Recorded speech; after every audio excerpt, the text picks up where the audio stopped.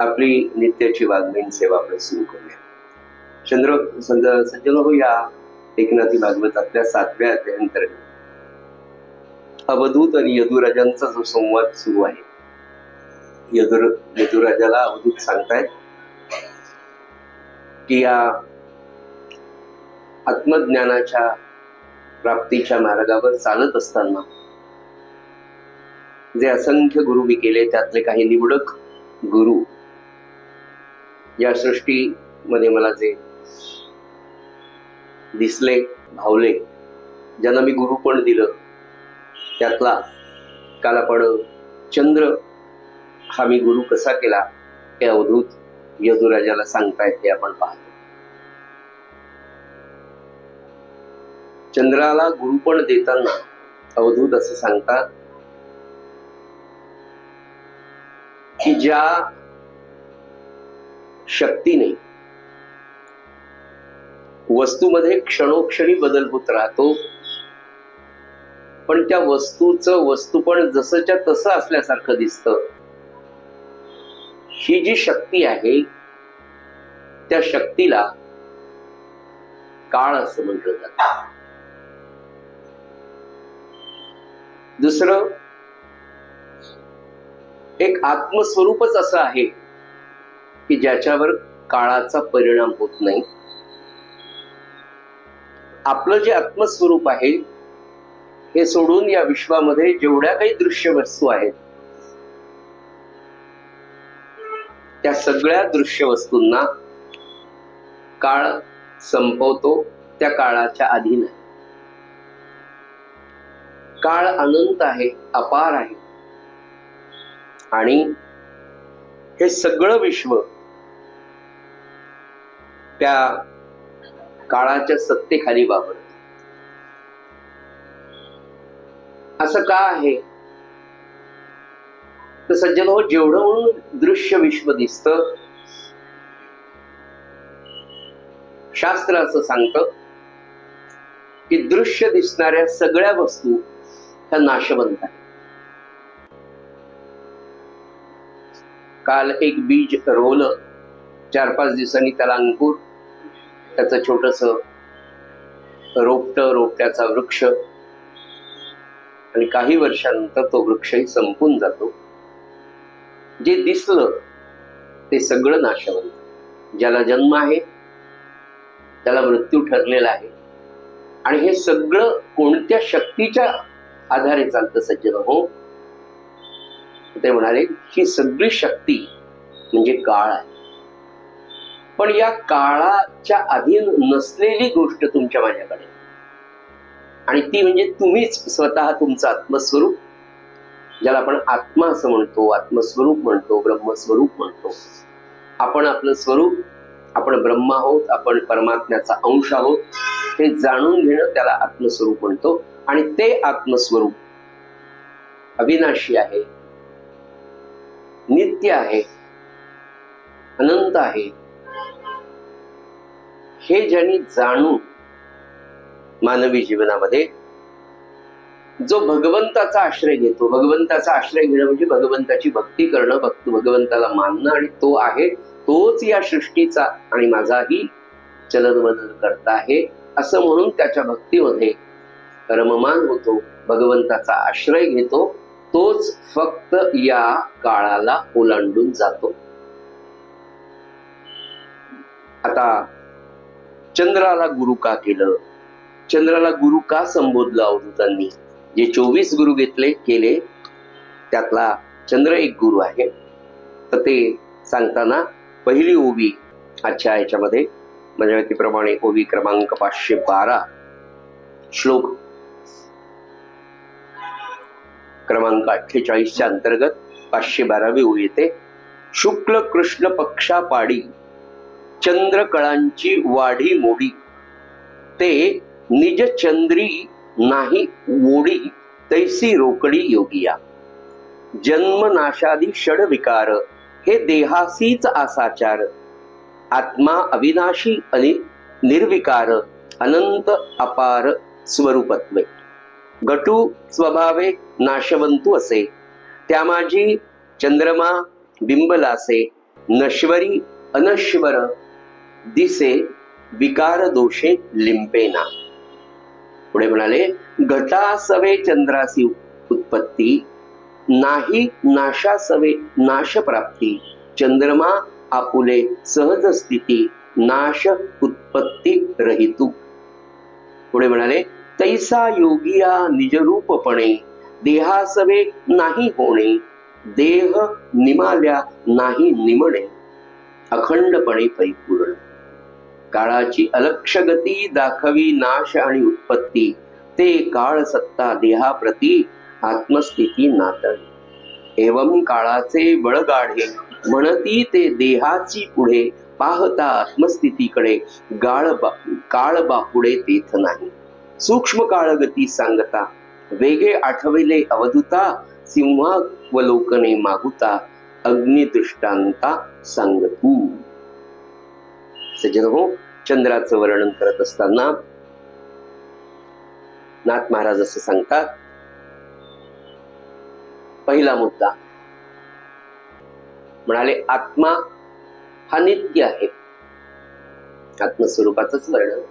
तो नित्य आहे. देह बदलत राहतात. किती कोटी वेळा आपण जन्म घेतला, कोणकोणत्या योनींमध्ये घेतला,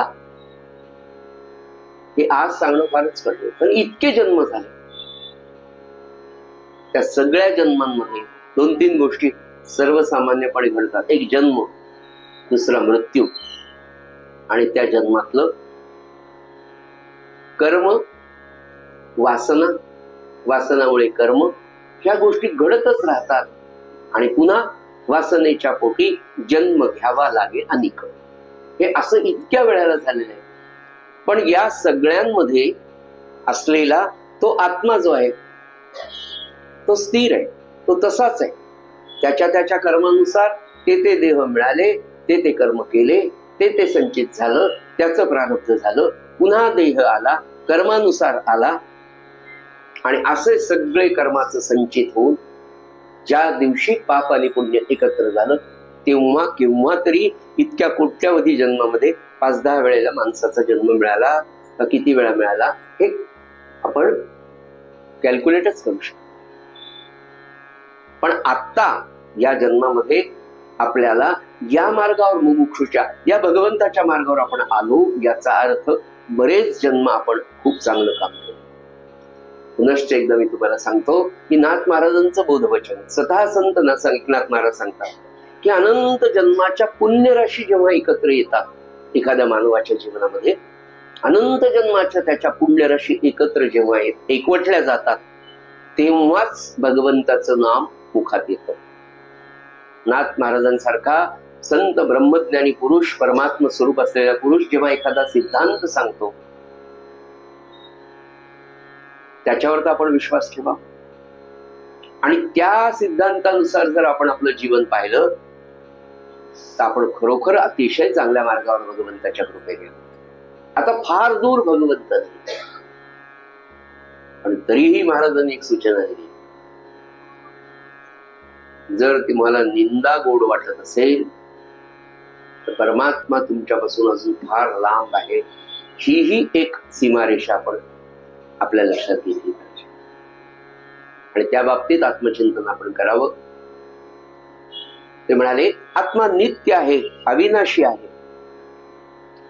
दुसरी गोष्ट म्हणाले जन्म आणि मृत्यू हे फक्त देहाला आहे, आत्म्याला नाही. जन्म आणि मृत्यू फक्त देहाला आहे. आणि हे चंद्रापासून मी शिकलो असं अवधूत सांगतात. का म्हणाले तर म्हणाले शुक्ल कृष्ण पक्ष पाडी.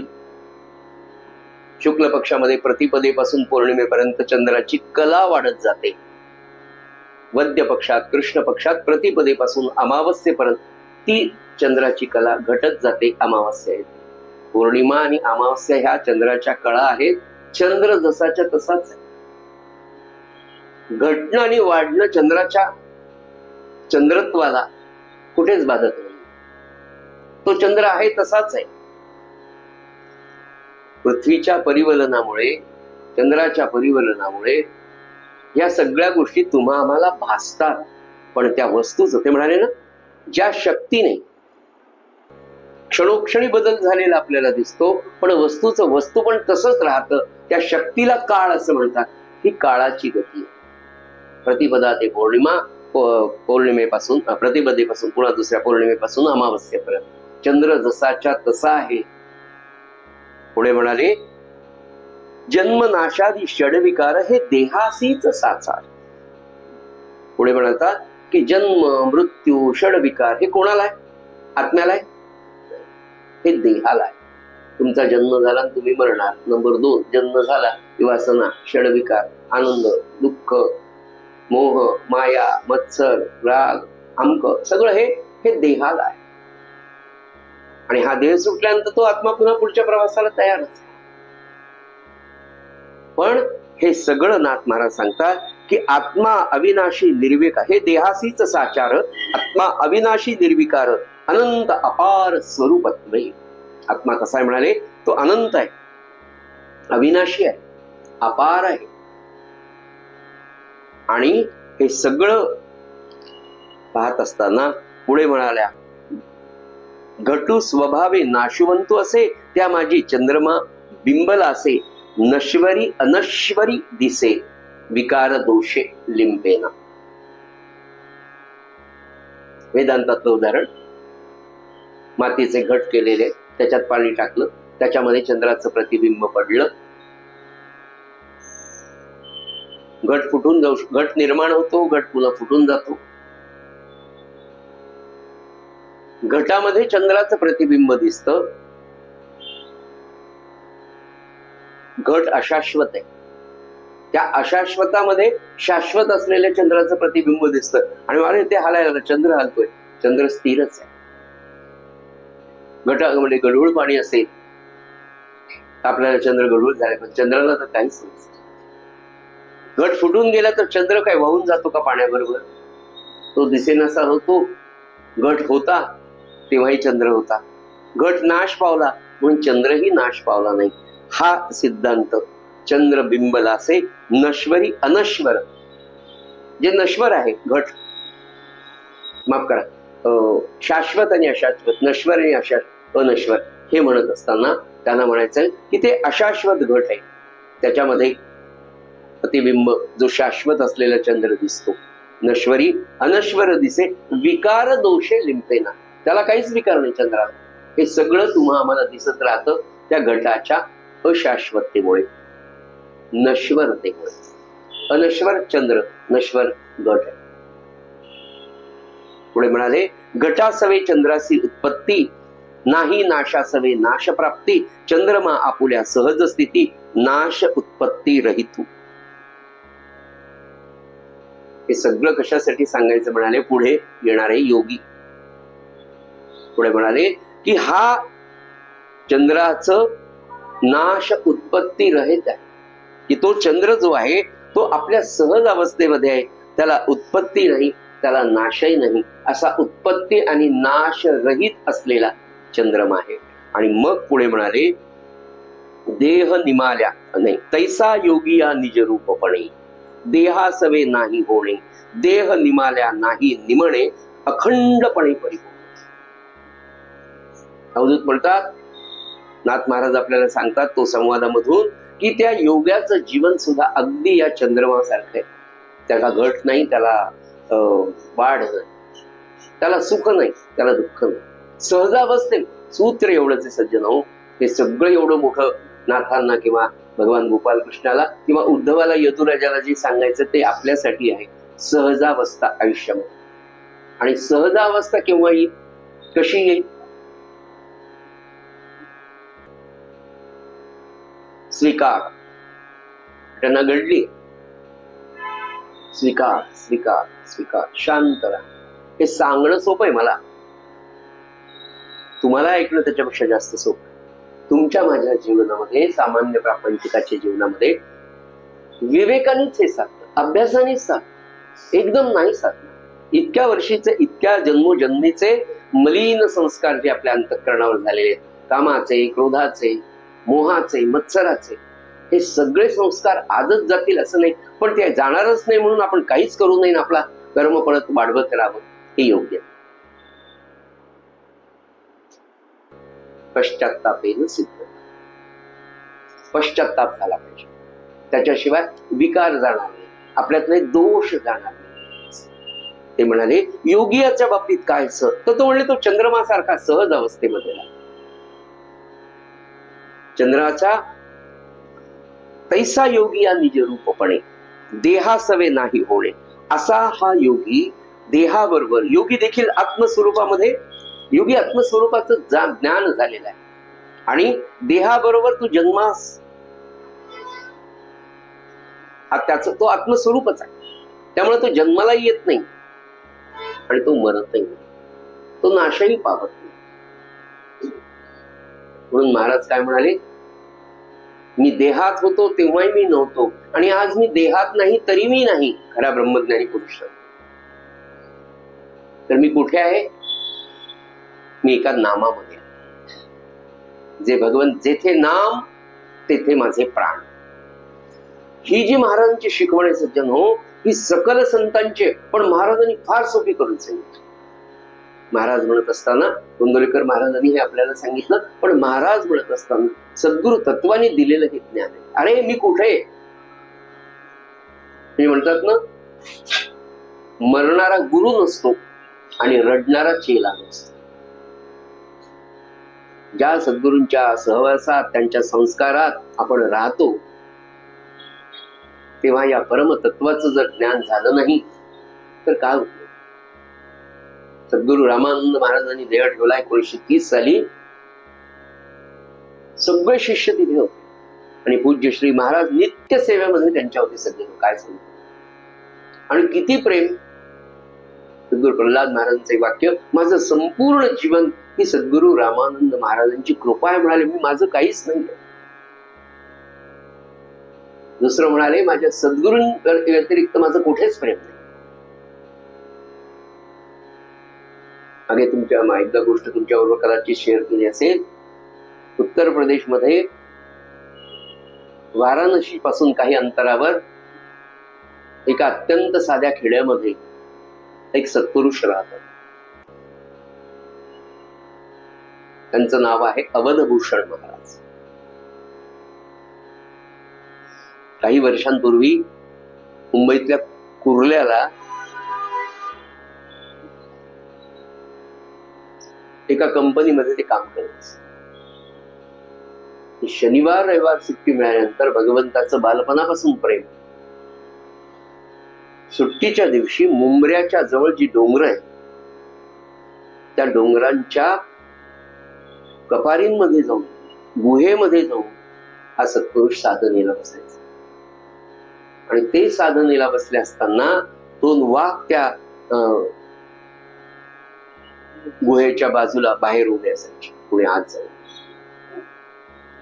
असा हा सत्पुरुष काही साधन करून परत आपल्या गावाकडे गेला. परमात्म्याच्या आदेशाने आता त्याने एक एवढा अवधभूषण नावाचा रामायणावरचा, अवधभूषण महाराजांनी लिहिलेले अवधभूषण रामायण नवीन लिहून अवध भाषेमध्ये. ते 5 वर्षांचे होते. 5 वर्षाचे असताना बालपणापासून योगी संतच महात्माच. काहीच मागायचं नाही. आई जेईल तेवढं खायचं, आई 2 पोळे देईल तेवढं वाढत राहील. 5-6 वर्षाची ती आई चुलीवर स्वयंपाक करत होती. कणिक तिंबलेली होती, तव्यावरची पोळी वाढली, खाल्ली, तव्यावरची पोळी केली, सगळी कणिक संपून गेली. तुम्हाला शेवटी ती आई चिडली, म्हणाली, किती तुला काही माझे कीव येत नाही का? किती पोळ्या खाल्ल्यास तू? सगळे संपली माझी कणिक, मी थकले आता. तुला काही माझी कीव, आईची काही कीव येते का नाही म्हणाली.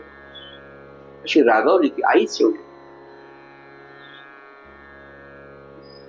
6 वर्षाचा निरागस मुलगा म्हणाला, आई केवळ रामाच्या शिवाय माझं कोणावरही खरं प्रेम नाही. प्रसंग खाण्याचा सोडून, पण तो जो बोलला तो म्हणाला, एका रामाशिवाय माझं खरं प्रेम कुणावरच नाही, मी कुणामध्येच गुंतलेला नाही. महान सत्पुरुष आहे. काय असेल असं आपलं आहे. आज जर डोळे लावून तुम्ही नामाला बसलात आणि जर खरंच महाराजांबरोबर, या आपल्या गुरु बरोबर, आपल्या उपास्य देवतेबरोबर, ज्या देवतेवर, ज्या सद्गुरूंवर, ज्या संतांवर आपलं प्रेम आहे, त्याला आठवून डोळे लावून जप करत असताना त्याच्यावर आपल्याला असलेल्या प्रेमाचा जर विचार केला तर किती % प्रेम आपलं महाराजांवर आहे, थोडं सगळ्यांना विचार. याचं कारण असं आहे की आपल्या अंतःकरणातलं प्रेम या प्रपंचामध्ये इतकं वाटलं गेलेलं आहे की त्या भगवंता करता, त्या सद्गुरूंकरता आपल्याजवळ काही खिशात पैसेच राहिले नाही असं भाव. 10,000 रुपये पगार असावा आणि 9,500 संसारात खर्च व्हावे आणि 500 पुन्हा काही लागलं बिगलं तर त्याच्यासाठी, म्हणजे देवासाठी तर नाहीच. असा जसा पैशांचा हिशोब आहे तसा मी अंतःकरणातल्या बाबतीत, प्रेमाच्या बाबतीत सज्जन हो विचार करून पहा. आपलं वय किती झालं आणि इतक्या वयापर्यंत आपण भगवंताला काय दिलं. 10,000च्या पावत्या, 15,000च्या पावत्या त्याला त्यांनी पैसे दिले, त्यांनी वस्त्र प्रावरण दिले, त्याला नैवेद्य तुम्ही काय दाखवणार.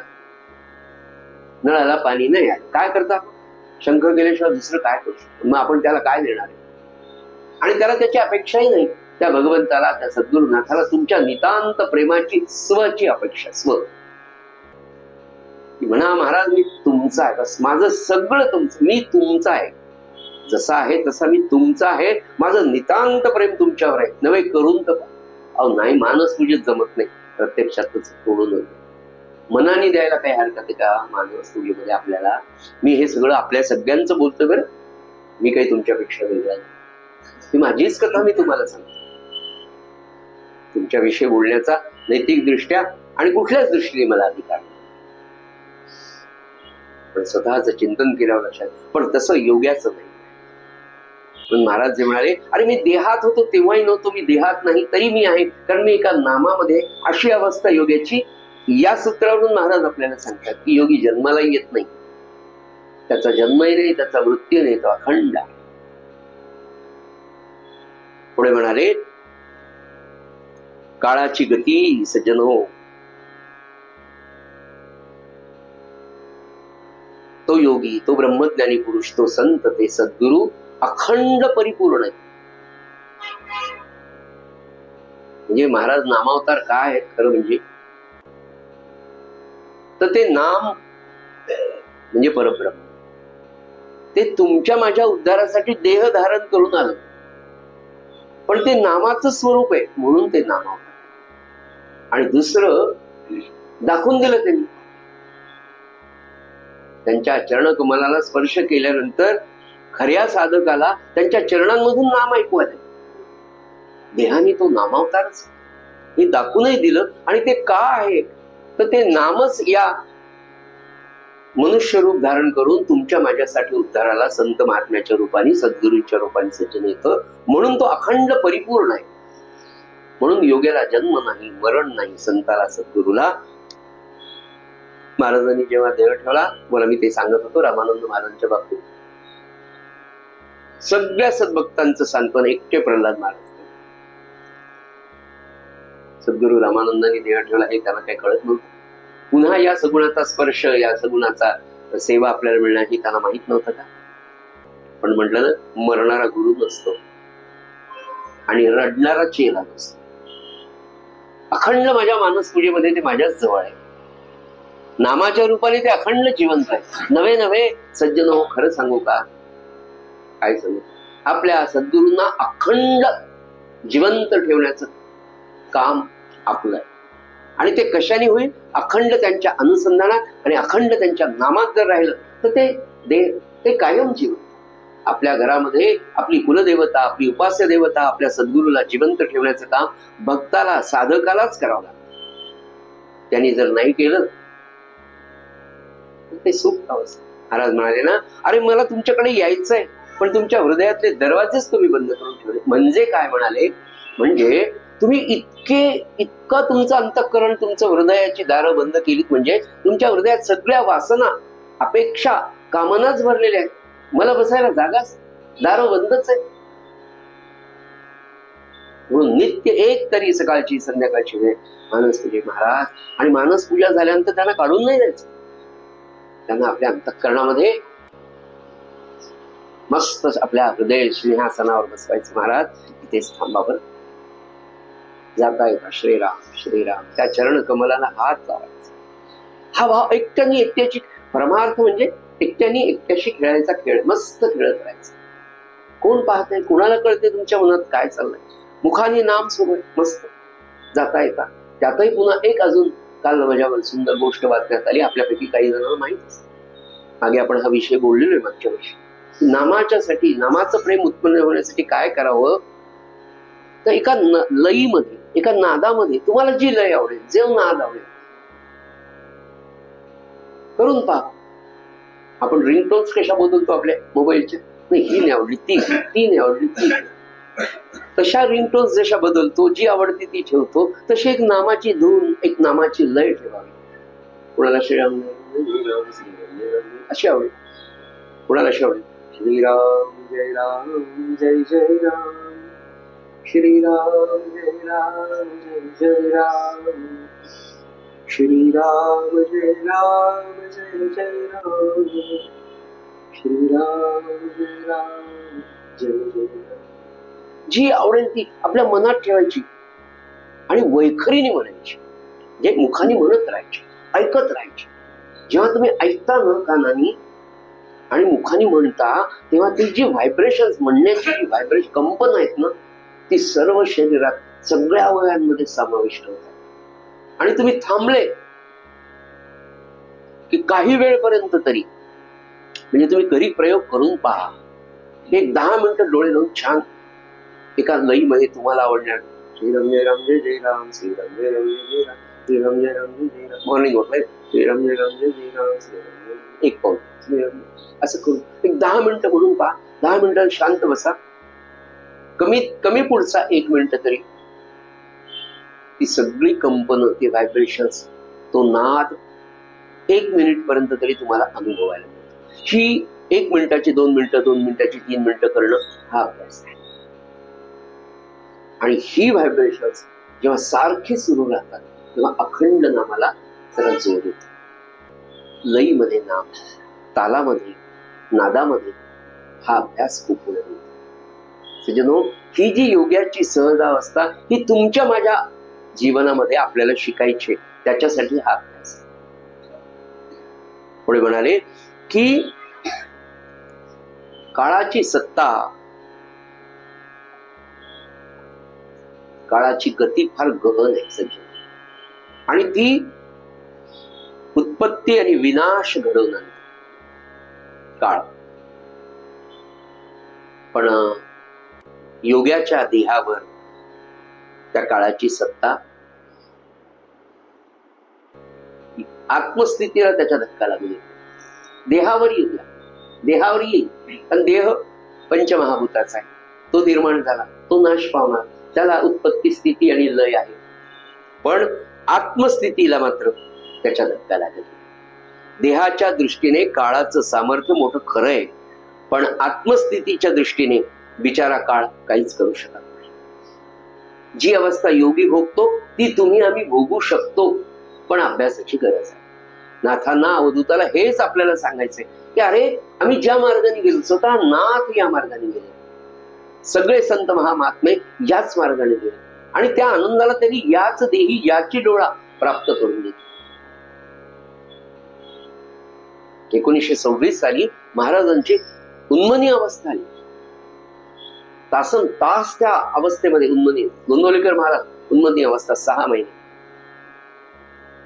ब्रह्मानंद महाराज 9 महिने उन्मनी अवस्थेत. 1926 साली महाराज जेव्हा उन्मनी अवस्थेत गेले, तेव्हा सद्गुरू रामानंद महाराज देहात होते, महाराजांच्या आई देहात होत्या, आणि रामानंद महाराज खेळल्यावर त्यांच्या आई म्हणाल्या, अहो भगतजींना, म्हणजे महाराजांना भगतजी, रामानंद महाराज म्हणून त्यांच्या, हो प्रल्हादांची अवस्था अशी आहे की सकाळी नामाला बसले ते संध्याकाळी 6 वाजेपर्यंत ते त्याच अवस्थेत असतात. अग्निकार्य राहतं, कारण त्यांच्याकडे स्मार्त अग्निहोत्र, अग्निकार्य राहतं, नैवेद्य नाही, ते जेवत नाही म्हणून मी जेवत नाही, मी जेवले नाही की सुना जेवत नाही, सगळं घर तसं राहतं. अशी अवस्था गेली 6-8 महिने. म्हणाले काय करावं? महाराज म्हणले काही करू नका, मी थोरल्या महाराजांकडे घेऊन जातो. वाणीरूप महाराज तेव्हा द्या. रामानंद महाराज प्रल्हाद महाराज घेऊन गोंदवलेकर महाराज वाणी आविष्कारांकडे गेले. वाणीरूप महाराज म्हणाले अग्निहोत्राची सेवा इतकी वर्ष 5 पिढ्यांमध्ये ज्याच्यासाठी झाली तो महापुरुष जन्माला आला आणि तो ब्रह्मस्थितीला पोहोचलाय. आता अग्निहोत्राचं शास्त्राने सांगितल्याप्रमाणे विसर्जन करून टाका. आणि मग ती अवस्था, ती उन्मनी अवस्था जशी थोरल्या महाराजांनी ब्रह्मानंदांनी भोगली तशी अवस्था काही वर्ष, काही महिने श्री महाराजांनी भोगली. आणि मग त्या कठीण असतं सगळं आनंद, तो फार मोठा आनंद ब्रह्मानंद. तो ब्रह्मानंद जेव्हा शरीराला स्पर्श करतो तेव्हा त्या शरीराला कदाचित ते सहन होत नसावं, आपल्याला त्याचा अनुभव नाही. पण थोरले महाराज इंदोरला असताना 1882 साली रस्त्याने चालता चालता ब्रह्मा त्या उन्मनी अवस्थेत जायचे आणि मग कळायचं नाही खाली चिखल आहे, माती आहे, पाणी आहे, त्याच्यात पडून राहायचं. उन्मनी अवस्थेचं पटकन समजून घेण्यासाठीचं उदाहरण तुम्हाला सांगतो. ही जी मद्यपान केलेली माणसं त्यांना खूप झाल्यानंतर सांगते कुठेही निवांत पडले, माहित नाही की कुत्रा येऊन चालला आणि हे कशाजवळ. तशी दिसण्याची, फक्त तसं दिसण्याची यांचा ब्रह्मानंद असतो, त्यांचा कोणता आनंद असतो याची कल्पना. बरं, आपण आवश्यक की आपल्या याची कल्पना नाही, त्याची दोन्ही अवस्थेची कल्पना नाही का. किती आनंदाची गोष्ट. त्या उन्मनी अवस्थेचं वर्णन इंदोरच्या त्याच्यात भाऊसाहेब मोडक म्हणून होते, कायम महाराजांच्या बरोबर. महाराजांना त्या चिखलातून, त्या पाण्यातून, जिथे त्यांना ते आनंदाचा भरत आल्यासारखं, आणि मग संपलं, देहाचं भानच राहत नाही, अशी ती उन्मनी अवस्था त्या, मला असं वाटतं काय म्हणतात त्याला, ब्रह्मज्ञानाच्या आधीची, ब्रह्मानंदाच्या आधीची असावी, असेल असं मला वाटतं. आपल्याला त्याचा अनुभव नाही. जे वाचलंय, जे श्रवण केलंय मोठ्या मोठ्या लोकांकडून, ते आपल्यापर्यंत पोहोचवतोय. बरं, त्यात माझा कुठलाही अधिकार किंवा ज्ञानाच्या गोष्टी बोलत नाही. तर म्हणाले आत्मस्थितीच्या बाबतीमध्ये दृष्टीने विचारा काळ मात्र काही करू शकत नाही. सज्जनो, आपण त्या स्थितीला, त्या आत्मस्वरूपाला जाणण्याचा अभ्यास या माध्यमातून करायचा. पुढे म्हणाले या काळ नदीचा वेग, ते म्हणाले ना पुढे की काळ नदीचा महावेगू सूक्ष्मगती वाहता होऊ, तेथे भूत तरंगा जन्मभंगू देखताची जगून देखे. जर्जरार्थ जाण वाहता नदी माझी बोसन, षडविकारतेचे परिपूर्ण भवरे दारुण भव. या काळ नदीच्या प्रवाह इतका वेग असतो, या काळ नदीच्या प्रवाहाला प्रचंड वेग असतो. आपलं जीवनच जर पाहिलं, किती मोठमोठ्या गोष्टी या शतकांमध्ये 20वे शतक, आता 21व्या शतकाचे 25 वर्ष, या सगळ्या काळनदीमध्ये ते म्हणाले की हे प्राणीरूप तरंग तुम्हाला दिसतील. किती प्राणी आहेत, काय झालं. पंजाबमध्ये काल परवा आपण पाहिलं, काही वर्षांपूर्वी आपण त्या केदारनाथचा प्रलय पाहिला. किती मोठमोठे प्रलय या काळ नदीच्या ओघाने घडतात आणि प्राणीरूप तरंग सारखे उठताना दिसतात. आणि या काळ नदीमध्ये षडविकारांचे अनेक भोवरे गरगर फिरत असतात. त्याच्यामध्ये तुमच्यासारखा, माझ्यासारखा हा जीव तळमळतो. त्या काळ नदीच्या ओघामध्ये ते म्हणाले षडविकाराचे खूप मोठे भोवरे. आणि या सगळ्यांमध्ये, या नदीच्या मध्ये बाल्यावस्था, तारुण्य अवस्था, म्हणाले खळखळ खळखळ खळखळ वाहत. पण म्हातारपण मात्र मंद गतीने वाहत. नाथ महाराज म्हणाले की सुंदर होईल ते की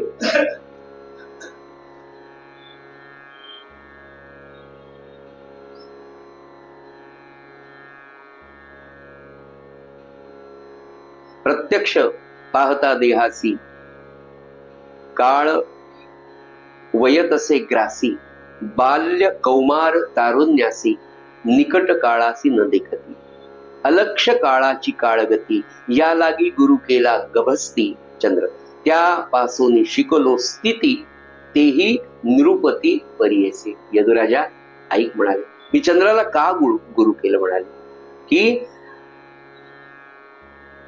ऐशियाची काळ ओघासी, घडामोडी भूतरंगासी, होत असे अहर्निशी ते कोणासी लक्षेना. जई महाप्रळी मेघू गडाडी, तई पूर चढे ककाडी, ब्रह्मादिक तरुवर उपडी, समूळ सशेंडी वाहविले. जे अत्यंतिक पूर चढे, तई वैकुंठ कैलासही बुडे. काय सांगा म्हणाले या काळाचा महिमा. इतके कल्प होऊन गेले, एका कल्पात 4 युग आहेत. तर या कल्पांचा विचार करत असताना ते म्हणाले की जन्मभर जन्म मरणाच्या कल्लोळात माणूस या काळ नदीच्या ओघात फिरत असताना, वाहवत असताना स्वर्गाधिक देवळ, म्हणजे स्वर्गाला त्यांनी देऊळ म्हटलं, आणि त्या देवळाचा कळस कोण म्हणाले, स्वर्गाधिक देवळे कळसा माझी इंद्र तोही पडत असे. नाथ महाराज म्हणाले स्वर्ग या काळ नदीच्या ओघामध्ये प्रलयामध्ये वाहून जातो, त्याचा कळस असलेला इंद्र तोही वाहून जातो, तो सगळा पाण्याचा पूर खाली पाताळामध्ये जातो, तिथेही विध्वंस करतो म्हणाले. आणि एवढंच नाही तर ज्यांनी कैलाश निर्माण केला, ज्या परमात्म्याने ज्याने वैकुंठ निर्माण केलं, काळाच्या ओघात ते पण संपून त्या परब्रह्म परमात्म्याने ही सृष्टी चालवण्यासाठी ब्रह्मा विष्णू महेश हे 3 निर्माण केले, तेही प्रलयांती संपून जाते.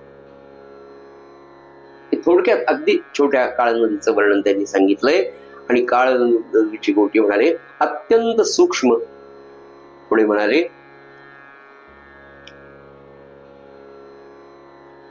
घरामध्ये आपण दिवा लावलेला असतो, दिवा आपण सकाळी लावतो, पुन्हा 10, 10:30 वाजता 12 वाजता पाहतो, दिवा छान आणि आत्ताच लावलेला दिवा, पण ती ज्योत अशी जळत जळत जाऊन दिवा विझून जातो. केव्हा ज्योत मालवली काळाच्या ओघात लक्षात येत नाही. असं म्हणाले शेवटी तो दिवा विझतो, तो लयास जाताना ती ज्योत कशी शांत झाली, आत्ता दिसत होती आत्ता संपली. दिव्याची ज्योत काय सज्जन हो, तुमच्या माझ्यासारख्याने घरामध्ये झालेले अनेक अंतकाळ, आत्ता आत्ता आत्ता श्वास होता, हो आता बोलले, आता पाणी पिले, छाती तर हालत होती, छाती तर उडत होती, नकाला तर श्वास सुरू होता, आणि केव्हा बंद झाला कळालंच नाही म्हणाले. असं हे बालपण, हे कौमार्य, हे तारुण्य आणि हे वार्धक्य नाथ महाराज म्हणाले संपून जात. पुनश्च हे सगळं सांगत असताना ते म्हणाले की नदी अविरत वाहत असताना आपल्या लक्षात येत नाही, आपण नदीचं पाणी, अरे ते पाणी बदललंय, गेलंय, आपण जे पाहिलं ते कुठपर्यंत गेलेले. आपण म्हणतो वेडे, महाराज नाथ महाराज म्हणाले, वेडे लोक म्हणतात नदी वाहतच आहे, नदी वाहतच आहे, नदी वाहतच आहे. जशी ही नदी वाहते तशी मानवी जीवनाची नदी सज्जन हो अखंड वाहत असते. आपल्याच जीवनाकडे पाहिलं, अहो आत्ता लग्न झालं, आत्ता मुलं झाली, त्यांची नातू झाले, आमचं झालं, पाहता पाहता आपलंच जीवन केव्हा संपलं. परवा परवा मी 10वीला होतो, परवा परवा मी 12वीला म्हणतो आपण, आपले नातू ग्रॅज्युएट व्हायला लागले, अशा काळ केव्हा गेला समजला नाही. पण पुनश्च त्या साधकाला, त्या भक्ताला जागृत करण्यासाठी उत्तम श्लोक आहे की अरे बहुत आयु गेले, राहिले अल्प जेकी. आता माहित नाही किती राहिले आपलं, उर्वरित नच जाओ. आता उरलेलं तरी आयुष्य वाया जाऊ, उर्वरित नच जाओ व्यर्थ वाया. जसं आतापर्यंत वाया गेलं, व्यर्थ वाया तसे आजवरी जाहले जे जाहले सविवाम. आजपर्यंत जे झालं ते आत्ता तरी जागृत व्हा, आत्ता तरी शहाणी व्हा, असं आपण आपल्या मनाला सांग. आणि खऱ्या प्रेमाने, खऱ्या तळमळीने महाराज म्हणाले, मी तुम्हाला काय सांगायचं दिलं, महाराज म्हणाले तळमळ जी आहे, तळमळ हा प्राण आहे परमात्म्याचा, भगवंताविषयीचं प्रेम, त्याच्याविषयीची तळमळ आणि पश्चात्तापेन सिद्धता. महाराजांचं एक फार सुंदर बोध वचन आहे की जगामध्ये असं कोणतंच पाप नाही की जे नामासमोर टिकू शकेल. बर, दुसरं असं म्हणाले खरा पश्चात्ताप झाला नाही महाराज, मी अत्यंत वाईट वागलो, मी चुकलो, अत्यंतिक व्यभिचार माझ्याकडनं घडला. महाराजांकडे मी म्हटलं, तुम्हाला त्या औंच्या बाई आल्या, म्हणजे रामाच्या पायावर हात ठेवा, पुन्हा व्यभिचार करणार नाही, पुन्हा पाप करणार नाही असं सांगा. करता का म्हणाले? हो म्हणे. लावा पायाला हात, लावला, तुमचं सगळं पाप मी घेतो महाराज. आणि महाराजांनी ते पाप घेतलं आणि 3.5 कोटीचं उदक सोडलं. महाराज म्हणाले नामाच्या समोर जगातलं असं कोणतंच पाप नाही, पण सगळ्यात मोठी कंडिशन, आता पुन्हा मी ती करणार नाही. हा पश्चात्ताप खरा झाला आणि दुसरं त्या पश्चातापाच्या नंतर सज्जन तळमळ नाही, मला हे साधायचंय. मी मनुष्य म्हणून जन्माला गेले नाहीत का, तरी परमात्मा माफ करतो. महाराज म्हणाले ते सगळं पाप तो घेऊन टाकेल, पण तुम्ही त्या पापाच्या मार्गाला जाऊ नका आणि मात्र पुढे तळमळीने अत्यंतिक प्रेमाने भगवंताची भक्ती, नवे नवे भगवंताचं नाम अखंड नाही. आता मी जगेल तर फक्त नामा, अशी अवस्था सज्जनो पाहिजे की सकाळी उठल्याबरोबर पहिल्यांदा मनात काय यावं, महाराज दिवसभर नामात राहू दे, पहिलं हे मागा, काही होऊ दे इकडे. प्रसंग आहे तुमच्या, कोर्टामध्ये जायचंय, फायनल डिसिजन आहे, दोन गोष्टी आपल्या विरुद्ध निकाल लागणार आहे, आपलं सर्वस्व संपणार आहे असं किंवा चांगलं होणार आहे, आपल्या हातात नाही. जज काय निर्णय देतो माहित नाही.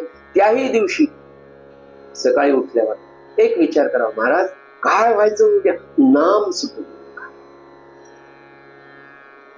भाऊसाहेब मोडक इंदोरला होते, अत्यंत श्रीमंत माणसं, काय सांगा. कुंडलेकर महाराजांच्या सहवासात आले. पुढे महाराज म्हणाले, भाऊसाहेब मोडक आले, तुम्हाला समाधान देऊ का? हो म्हटले महाराज, मला समाधानच काय, इस्टेट सगळी जाईल म्हणाले. चालेल? हो म्हणाले. पुढे तो काळ येणार होता हे महाराजांना माहित होतं. ते म्हणले काय पाहिजे, इस्टेट पाहिजे का समाधान?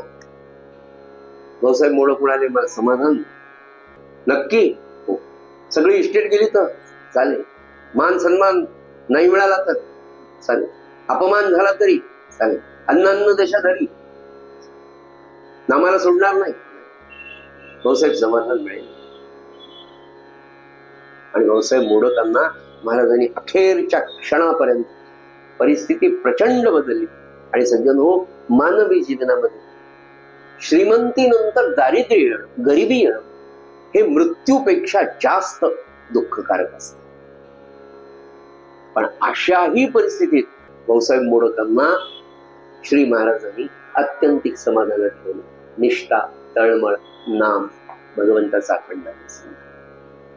सज्जनो, हे आपल्याला मिळवायचे. म्हणून नाथ महाराज म्हणतात, अवधूत सांगतात की हो, बालपण सरली, तारुण्य सरलं, कौमार्यावस्था संपली आणि वृद्धपण तर म्हटलं ना तुम्हाला, मंद गतीने त्या काळा नदीच्या ओघामध्ये हे आपलं म्हातारपण, आपलं वार्धक्य मंद गतीने चालतं. कौमार्य, तारुण्य सळसळ सळसळ खळखळात ते नदीचं असतं, पण तीच नदी कुठेतरी संत वाहताना मानवी जीवनात त्याला त्यांनी वार्धक्य असं समजतो. आणि हे निघून जाणार आहे. पण हे निघून जाण्याच्या आधी खरा शहाणा, महाराज म्हणाले, खरा चतुर पुरुष, खरा शहाणा मनुष्य म्हणाले, भगवंताचा आश्रय घेतो. आणि भगवंताचा आश्रय म्हणजे जर काय असेल ना, नित्य त्याच्या जवळ राहणं, नामात राहणं म्हणजे सज्जनो, खरं खरं सांगतो ना, अनुभव घेतला पाहिजे भगवंताच्या नामात, त्याच्या चिंता. बाकी होत राहतं, प्रपंच होत राहतं.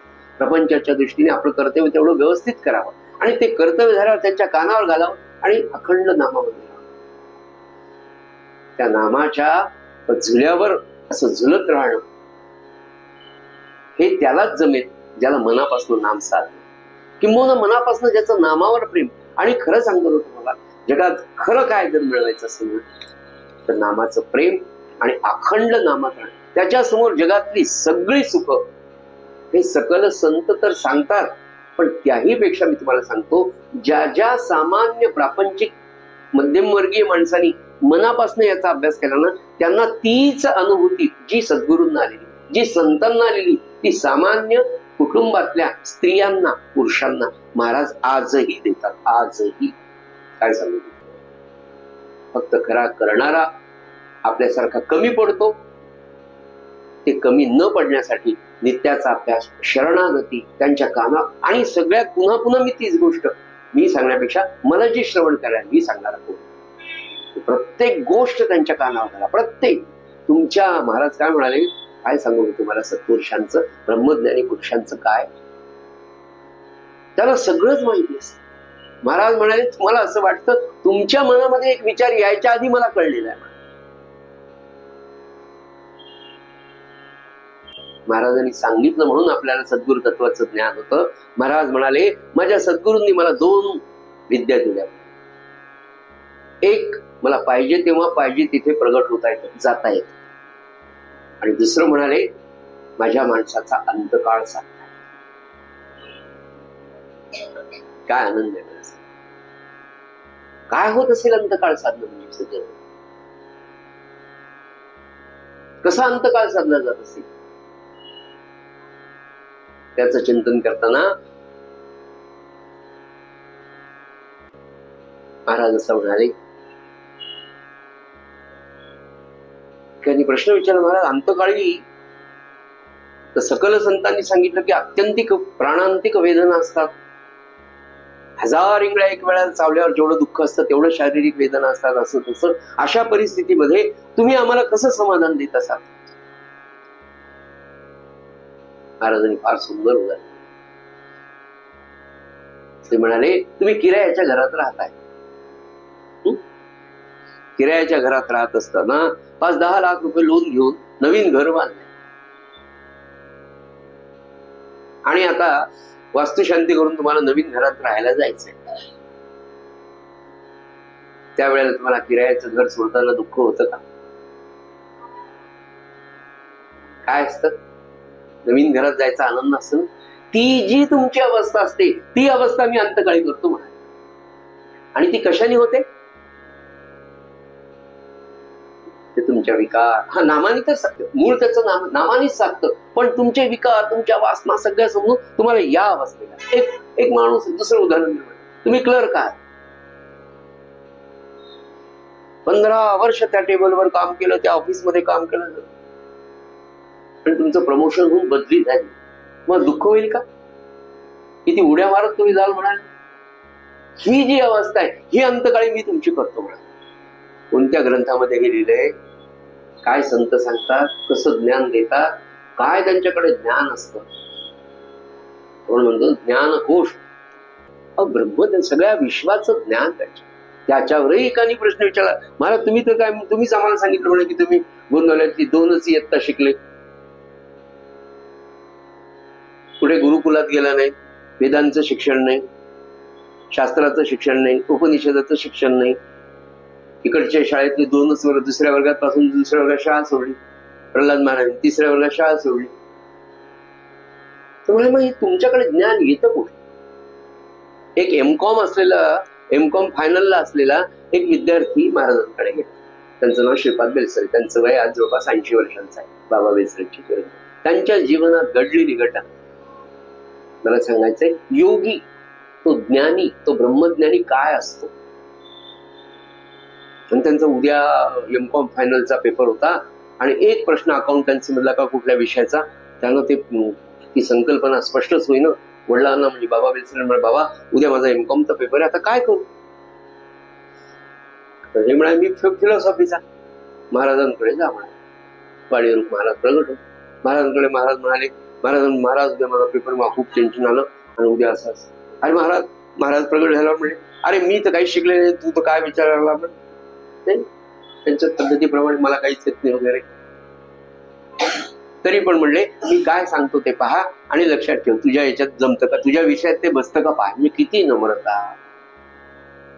आणि महाराजांनी तो विषय त्यांना समजून सांगितला. दुसऱ्या दिवशी सुदैवाने तो प्रश्न आला, तो त्यांनी उत्तम लिहिला, चांगले मार्क मिळाले. त्याच्यानंतर दुसऱ्या दिवशी संध्याकाळी येऊन महाराजांनी विचारलं, महाराज तुम्ही ते एमकॉम झालेले, कॉमर्सचं तुम्हाला माझ्या प्रश्नाचं उत्तर तुम्ही बरोबर कसं दिले? वा, किती लोकांना सांभाळतात महाराज. तर म्हणाले, आधी म्हणले, अरे मला राम उत्तर सांगतो मी तुला. नाही मला सांगाच म्हणे, कसं राम तुम्हाला कसं सांगतो ते सांगा. तर ते म्हणाले, बाळा माझं मन त्या विश्वमनाशी म्हणजे त्या परमात्म्याशी जोडले. ते केव्हा जोडलं जाईल? जेव्हा आपल्या मनाची अवस्था सूक्ष्मतेची होईल. ते कशाने होईल म्हणाले? अखंड. खेड्यापाड्यात सुद्धा काही संत महापुरुष आपल्याला दिसतात, म्हणजे खेड्यापाड्यात लक्षात येण्यासाठी म्हणून. संत कुठे, त्याला काहीच नसतं. महाराज एकदा बोलतो म्हणाले, अहो त्याचं काय म्हणाले, संताला कुठे नाव असतं का? मी गोंदवल्यात जन्माला म्हणून माझं नाव गोंदवलेकर, असं महाराज स्वतः म्हणाले. संताला नाव गाव कुळ असं काही, तो संत परब्रह्म ते कुठेही प्रगट होऊ शकतो. काही शिकलेले नसतात, काही नसतात, पण असंख्य लोकांचे असंख्य प्रश्न सांगू शकतात. नामानी साधनेनी, विशेषतः नाम साधनेनी, त्यांनी केलेल्या साधनांनी त्यांचं मन सूक्ष्म झालेलं असतं आणि त्या मनाला त्या विश्व मनाशी तादात्म्य पावण्याची शक्ती निर्माण होते. आणि मग ते म्हणाले, तेव्हा तुम्ही प्रश्न विचारता, मी फक्त असं पाहिलं की सगळं उत्तर त्या विश्वमनातून तुमचं उत्तर मी फक्त ते देतो, म्हणजेच तो राम मला ते देतो. सज्जनो, एवढी शक्ती. महाराज म्हणाले, 25-25, 30-30 वर्ष तुम्ही शिकता, पोटार्थी विद्या मिळाली, की कितीही मिळवली तर यांनी समाधान मिळणार नाही. खरी विद्या ती आहे, खरं ज्ञान ते आहे. कोणतं? आत्मज्ञान किंवा ब्रह्मज्ञान. ते सगळ्या जगातलं श्रेष्ठ ज्ञान आहे. ते मिळवण्याच्यासाठी आणि त्यातही पुन्हा ते खरं ईश्वर दर्शन, ते खरं पूर्ण समाधान, ते खरं शाश्वत समाधान आहे. आणि शाश्वत समाधान सज्जनो कशासाठी मिळवायचंय? अखंड आनंदात राहायचं. आम्हाला अखंड आनंदामध्ये तुम्ही राहावं नव्हे, तुम्ही आनंद स्वरूप आहे हे आपल्या सद्गुरूंना, सकल संतांना कळलेलं आहे. इतकं सोपं आहे परमार्थ. अखंड तुम्हाला आनंद, कोणताही प्रसंग तुमच्या आयुष्यात कितीही दुःखाचा आला तरी तुम्ही आनंदामध्ये राहू शकता. हे अनेक संतांनी, आपल्या सद्गुरूंनी दाखवून दिलं, शास्त्रांनी सांगितलेलं आहे आणि ते सगळ्यांना मिळू शकतं. फक्त प्रयत्न, तिथे सगळेजण कमी पडतात. लाखातला एकच मनापासून नामाचा श्रद्धेने तळमळीने अभ्यास करतो आणि लाखातला एक ब्रह्मज्ञानी, कोट्यावधी माहित नाही, आता मी त्याचा अभ्यास केलेला नाही, पण असा तयार होतो. आणि म्हणून महाराज म्हणाले, अवधूत सांगतात की या आत्मज्ञानाच्या मार्गावर मी चाललो आणि मला हे मिळालं. सज्जनो, आज झालेली सेवा नाथांच्या चरणी, सद्गुरुनाथांच्या चरणी अर्पण करूया. आणि उद्या 7वा गुरु अवधूत यदुराजाला सांगणार आहेत, सूर्य. की सूर्याला मी गुरु का केलं, या संदर्भातलं विवेचन आपण उद्या पाहू.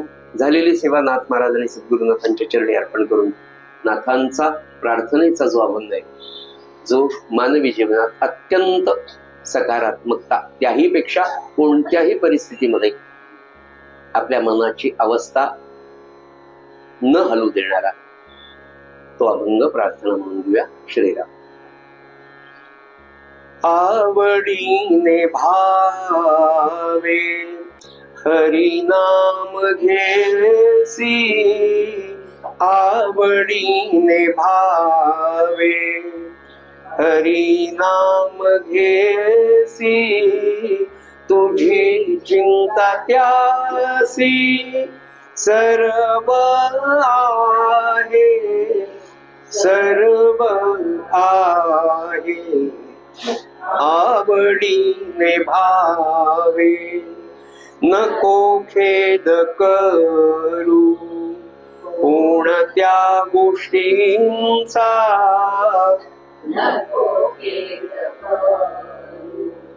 कोणत्या गोष्टींचा, पती लक्ष्मीचा जाणत असे, जाणत असे.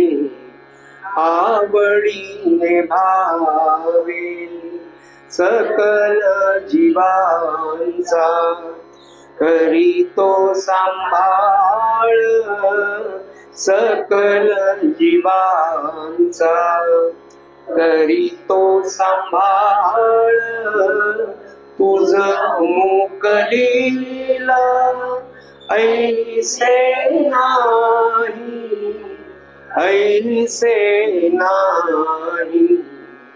आवडीने भावे जैसी स्थिती आहे, तैशा परी राहे, तैसी स्थिती तैशा परी राहे, कवतुक पाहे संचिताचे, संचिताचे